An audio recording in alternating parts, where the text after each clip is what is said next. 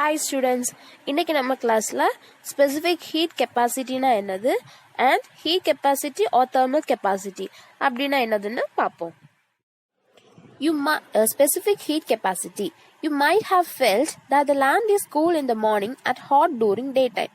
But water in a lake will be almost at a particular temperature both in the morning as well as in the afternoon. Both are subjected to same amount of heat energy from the sun, but they react differently. It is because both of them have different properties. என்னன்னா, we know that the land is cool in morning and hot during daytime. So நமக்கு தெரியும் இந்த land வந்து morning பாத்தீங்கன்னா ரொம்ப கூலா தான் இருக்கும் and அதே லேண்ட வந்து டே டைம் பாத்தீங்கன்னா எப்படி இருக்கும், ஹாட் ஆயிடும். அப்ப லேக்ல உள்ள வாட்டர் வந்து morning as well as evening ரெண்டு டைமுமே பர்டிகுலர் டெம்பரேச்சர்ல தான் இருக்கும். இப்போ சன்ல இருந்து வரக்கூடிய அந்த ஹீட் எனர்ஜி வந்து சேமா தான் எல்லா இதுலயும் வருது, இருந்தாலும் ஹீட் வந்து பிளேஸுக்கு பிளேஸ் வந்து மாறுபடுது. The amount of heat energy absorbed or lost by a body is determined by three factors: mass of the body, change in temperature of the body, nature of the material of the body. We can understand this from the following observations. So in general பாத்தீங்கன்னா ஒரு ஆப்ஜெக்ட்ல இருந்து heat energy observe பண்றதோ இல்ல loss பண்றதுக்கோ ஒரு three factors determine பண்ணுது. என்னன்னா, mass of the பாடி, அந்த பாடியோட மாஸ், அந்த ஆப்ஜெக்டோட மாஸ் அண்ட் அந்த ஆப்ஜெக்டோட வந்து டெம்பரேச்சர் சேஞ்ச் ஆகுறது அண்ட் அந்த ஆப்ஜெக்டோட நேச்சர். இதுதான் அந்த த்ரீ ஃபேக்டர்ஸ். ஸோ நம்ம கீழே வந்து நமக்கு கொடுத்துருக்கக்கூடிய அந்த 2 அப்சர்வேஷன் பார்த்தீங்கன்னா உங்களுக்கு இந்த 3 ஃபேக்டர்ஸ் வந்து உங்களுக்கு இன்னும் கொஞ்சம் கூட புரியும். Observation 1. Quantity of heat required to raise the temperature of 1 liter of water will be more than the heat required to raise the temperature of 500 ml of water. இப்போ வந்து நீங்க 2 பீக்கர் எடுத்துக்கோங்க. ஸோ அதுல ஒரு பீக்கர்ல வந்து 500 ml வாட்டர் அண்ட் இன்னொரு பீக்கர்ல வந்து 1 litre water எடுத்துக்கோங்க.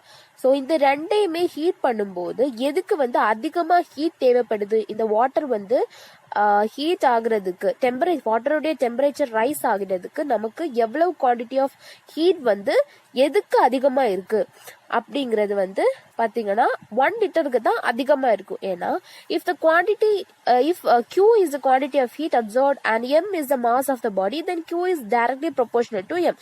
இப்போ வந்து Q வந்து என்னன்னு எடுத்துக்கோங்க, அந்த எவ்வளவு குவான்டிட்டி ஹீட் அப்சர்வ் ஆகுறது அது Qனும், Mங்கிறது வந்து அந்த ஆப்ஜெக்டோட மாஸ்.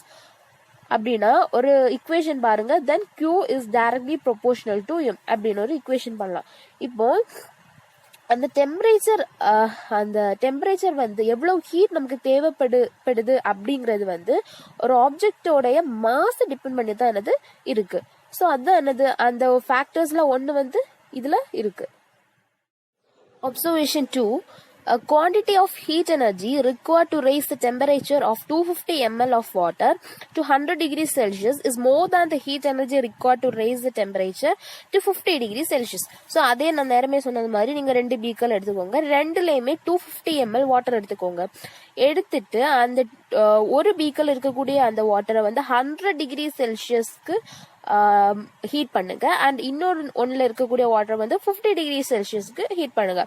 பண்ணும்போது இந்த 100 டிகிரி செல்சியஸ்க்கு ஹீட் ஆகும்போது அங்க வந்து நமக்கு நிறைய ஹீட் எனர்ஜி வந்து தேவைப்படுது. மோர் ஹீட் வந்து அங்க அப்ளை ஆகுது.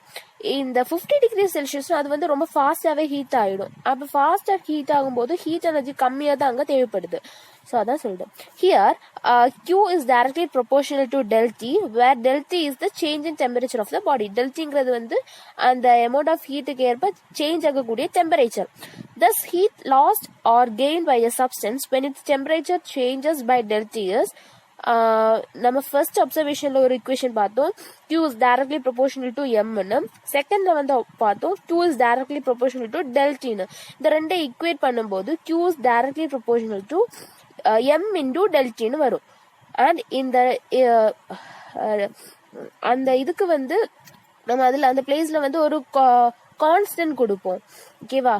கொடுக்கும்போது என்ன ஆகும், Q is equal to Cங்கிறது தான் கான்ஸ்டன்ட், ப்ரொபோர்ஷனாலிட்டி கான்ஸ்டன்ட் வந்து C.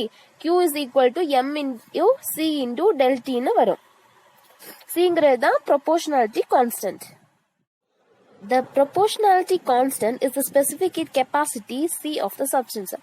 ஸோ நம்ம சொன்னோம் சிங்கிறது தான் என்னது ப்ரொபோர்ஷனாலிட்டி கான்ஸ்டன்ட். இப்போ சியை வந்து ஒரு பக்கம் கொண்டு வரும்போது மற்றதெல்லாம் என்ன ஆகும், அந்த பக்கம் போகும்போது டினாமினேட்டர்ல போகும். So C is equal to Q by M into del T. Thus, specific heat capacity of a substance is defined as the amount of heat required to raise the temperature of 1 kilogram of the substance by 1 degree Celsius or 1 Kelvin. இப்போ நம்ம கிட்ட 1 kilogram substance இருக்கு, அதனுடைய டெம்பரேச்சரை நம்ம 1 degree Celsius or 1 Kelvinக்கோ rice பண்றதுக்கு தேவைப்படக்கூடிய அந்த ஹீட்டை தான் நம்ம வந்து ஸ்பெசிபிக் ஹீட் கெப்பாசிட்டி அப்படி சொல்லுவோம். Then unit பாருங்க, the SI unit of specific heat capacity is joule per kilogram Kelvin. அத இல்லனா joule kilogram per -1 Kelvin per -1 சொல்லலாம். The most commonly used units என்னன்னா joule per kilogram degree Celsius and joule per gram degree Celsius. Among all the substances, water has the highest specific heat capacity and its value is 4200 joule per kilogram Celsius Kelvin. So என்னன்னா இப்போ எல்லா சப்ஸ்டன்ஸை நீங்க பாத்தீங்கன்னாலும் வாட்டருக்கு தான் highest specific heat capacity value இருக்கு. அந்த value என்னன்னா 4200 joule per kilogram degree kelvin. And so water absorbs a large amount of heat for unit rise in temperature. So water என்ன பண்ணும்னா இந்த temperature rise பண்றதுக்கு large amount of heat வந்து absorb பண்ணும்.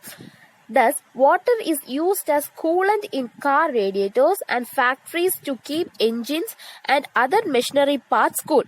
So இந்த வாட்டரை வந்து எதுக்கெல்லாம் யூஸ் பண்ணுவாங்கன்னா இந்த கார் ரேடியேட்டர்ஸ் அது வந்து கூல் பண்ணுறதுக்கு கூலண்டாக யூஸ் பண்ணுவாங்க. தென் ஃபேக்ட்ரிஸில் பார்த்தீங்கன்னா என்ஜினு அதுக்கப்புறம் அண்ட் அதர் மிஷினரி பார்ட்ஸ் அதெல்லாம் வந்து கூல் பண்ணுறதுக்கு வாட்டரை தான் யூஸ் பண்ணுறாங்க. ஏன்னா it is because of the same reason temperature of water in the lake does not change much during day time. அதோட ரீசன் என்னன்னா இப்போ நீங்க லேக்ல பாத்தீங்கன்னா அந்த வாட்டரோட டெம்பரேச்சர் வந்து டே டைமா இருந்தாலும் சரி ஆஃப்டர்நூனா இருந்தாலும் சரி எப்பவுமே எப்படிதான் இருக்கும், கூலா தான் இருக்கும். ஸோ அதனால தான் என்ன பண்றாங்க, இந்த வாட்டரை வந்து கூலண்டெல்லாம் யூஸ் பண்றாங்க. ஒரு ப்ராப்ளம் பாருங்க. Calculate the heat energy required to raise the temperature of 2 kg of water from 10 degrees Celsius to 50 degrees Celsius. Specific heat capacity of water is 4200 joule kilogram per -1 Kelvin per -1. So கொஸ்டின்ல என்ன கொடுத்துருக்கு, நம்ம எவ்வளவு heat energy தேவைப்படுது, நமக்கு எவ்வளவு heat energy தேவைப்படுது 2 kilogram mass of வாட்டரை 10 டிகிரி செல்சியஸ்ல இருந்து 50 டிகிரி செல்சியஸ் வரைக்கும் டெம்பரேச்சரை ரைஸ் பண்றதுக்கு நமக்கு எவ்வளவு ஹீட் எனர்ஜி தேவைப்படுது. இதுதான் கொஸ்டின். இதுல கிவன்ல நமக்கு என்னெல்லாம் தந்திருக்காங்க, மாஸ் தந்திருக்காங்க 2 கிலோகிராம் அண்ட் டெல்டிங்கிறது வந்து change in temperature. Change in டெம்பரேச்சர்னா என்னது, final temperature minus initial temperature தான் சேஞ்ச் இன் டெம்பரேச்சர். இந்த ஃபைனல்ங்கிறது வந்து நமக்கு 50 டிகிரி செல்சியஸ் மைனஸ் இனிஷியல் டெம்பரேச்சருங்கிறது 10 டிகிரி செல்சியஸ். ரெண்டையும் மைனஸ் பண்ணும்போது 40 டிகிரி செல்சியஸ் கிடைக்கும். இனி இந்த 40 டிகிரி செல்சியஸ் இது வந்து செல்சியஸ்ல இருக்குதானே, நமக்கு வந்து அந்த யூனிட் எல்லாமே கெல்வின்ல இருக்கு. ஸோ நமக்கு கெல்வின்ல இதை சேஞ்ச் பண்ணும் அப்படின்னா என்னது, இதுக்கு முன்ன கிளாஸ்ல நம்ம வந்து இந்த ஃபார்முலா பார்த்துருக்கோம். K is equal to C plus 273.15.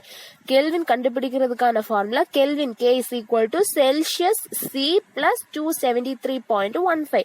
அப்போ 50ங்கிறது செல்சியஸ் தானே, அப்போ K is equal to C இருக்கக்கூடிய இடத்துல 50 அப்ளை பண்ணுங்க. 50 plus 273.15 ஆட் பண்ணும்போது என்ன வரும், 323.15. இப்போ அடுத்த வந்து 10ங்கிற செல்சியஸை கெல்வினுக்கு மாத்துங்க. அப்போ K is equal to 10 plus 273.15 பண்ணும்போது 283.15 கிடைக்கும். இப்போ நமக்கு என்ன கிடைச்சு, ஃபைனலும் இனிஷியலும் கிடைச்சு. So டெல்டி is equal to 323.15 minus 283.15 is equal to என்னது 40 கெல்வின். இப்போ நமக்கு கெல்வின்ல வந்து கிடைச்சு. தென் நமக்கு சி தந்திருக்கு, ஸ்பெசிபிக் ஹீட் கெப்பாசிட்டி தந்திருக்கு 4200 joule kilogram per -1 K per -1. இனி ஃபார்முலையில போடுங்க. Heat energy required Q is equal to M into C into del T. Mங்கிறது தந்திருக்கு 2 into 4200 into 40 is equal to நம்ம இது இவ்வளவு மல்டிப்ளை பண்ணும்போது 3,36,000 ஜூல் அப்படின்னு ஆன்சர் கிடைக்கும். Next, water in its various form has different specific heat capacities. பாருங்க அந்த various formல உள்ள அந்த வேல்யூ பாருங்க. Water in liquid state பாத்தீங்கன்னா 4200 joule kilogram per minus 1 Kelvin per minus 1 இல்லைன்னா joule per kilogram per Kelvin. இப்போ ஐஸ் பாத்தீங்கன்னா என்னது ஐஸ் அதாவது சாலிட் ஸ்டேட்ல வந்து 2100 தான் இருக்கு. இதே இது ஸ்டீம் கேஷியஸ் ஸ்டேட் பாத்தீங்கன்னா 460. அப்போ இதுல வந்து ஹையஸ்ட் ஸ்பெசிபிக் கெப்பாசிட்டி வேல்யூ எதுக்கு தான் வாட்டருக்கு தான். இது 4200 joule kilogram per minus 1 kelvin per minus 1. இதுல சின்ன ஒரு கரெக்ஷன் இருக்கு, எல்லாத்துலயும் joule per kilogram per kelvin வரும். Next heat capacity or thermal capacity பாருங்க. ஹீட் கெப்பாசிட்டி or thermal capacity is defined as the amount of heat energy required to raise the temperature of body by 1 degree Celsius. என்னன்னா இப்போ temperature வந்து rice ஆகுறதுக்கு எவ்வளவு amount of heat நமக்கு தேவைப்படுதோ அதுதான் ஹீட் கெப்பாசிட்டின்னு நம்ம சொல்லுவோம். It can be denoted as இந்த சிம்பிள் C டேஷ்னு சொல்லுவோம் அந்த சிம்பிளை. தென் பாருங்க heat capacity equal to quantity of heat required divided by rise in temperature. இந்த இதை ஞாபகம் வச்சாலே நமக்கு என்ன பண்ணலாம், இந்த டெஃபினிஷனை வந்து எழுதலாம். எப்படி heat capacity is defined as the quantity of heat required to the rise in temperature அப்படி எழுதலாம். then C dash is equal to quantity of heat required வந்து Q divided by rise in temperature வந்து T. அப்போ C dash is equal to Q by T. Then அதோட SI unit என்னது, joule per kelvin. அதை இன்னும் எப்படி express பண்ணலாம்னா calorie per degree Celsius or kilo calorie per degree Celsius or joule per degree Celsius இப்படின்னு நம்ம என்ன பண்ணலாம் அதை வந்து எக்ஸ்பிரஸ் பண்ணலாம். நெக்ஸ்ட் ப்ராப்ளம் பாருங்க. an iron ball requires 500 joule heat energy to raise its temperature by 20 Kelvin. Calculate the heat capacity of the iron ball. இப்போ 20 kelvin temperature rice பண்றதுக்கு நமக்கு எவ்வளவு 500 ஜூல் ஹீட் எனர்ஜி வந்து இதுக்கு அயன் பாலுக்கு வந்து தேவைப்படுது. அதே இது அந்த அயன் பாலோட ஹீட் கெப்பாசிட்டி எவ்வளவுன்னு நம்ம கால்குலேட் பண்ண கேட்டிருக்கு. ஸோ கிவன் பாருங்க, நமக்கு Q தெரியும் என்னது 5000 ஜூல். அந்த ஹீட் எனர்ஜி நமக்கு தேவைப்படக்கூடிய அந்த ஹீட் எனர்ஜி வந்து Q 5000 ஜூல். அண்ட் டெல்டி வந்து தெரியும் temperature, change in temperature 20K. And formula என்னது, heat capacity equal to heat energy required divided by rise in temperature. அப்போ C is equal to Q by del T. So C is equal to Q வந்து என்னது 5000 divided by 20, 0 cancel ஆகும். And பண்ணும்போது என்ன divide பண்ணும்போது என்ன வரும், 250 joule kilo kelvin power -1 என்னன்னா ஜூல் பர் கெல்வின் அப்படி பண்ணலாம். ஓகே, நான் உங்களுக்கு 2 ஹோம்ஒர்க் கொடுத்துருக்கேன். ஃபர்ஸ்ட் ஒன் வந்து what is specific heat capacity, second one வந்து டிஃபைன் தெர்மல் கெப்பாசிட்டி. இந்த 2 கொஸ்டினையும் வந்து படிச்சு மறக்காம நோட்ல எழுதுங்க. அண்ட் இன்னைக்கு நம்மளுடைய போர்ஷன் இவ்வளவுதான். இன்னைக்கு நம்ம என்னெல்லாம் பார்த்தோம், ஸ்பெசிபிக் ஹீட் கெப்பாசிட்டினா என்னன்னு பார்த்தோம், then heat capacity or thermal capacity and 2 problem பார்த்தோம். ஸோ நெக்ஸ்ட் கிளாஸ்ல நம்ம ரிமைனிங் போர்ஷன் பார்ப்போம். நெக்ஸ்ட் கிளாஸோட நம்மளோட இந்த சாப்டர் வந்து க்ளோஸ் ஆகுது. Thank you student.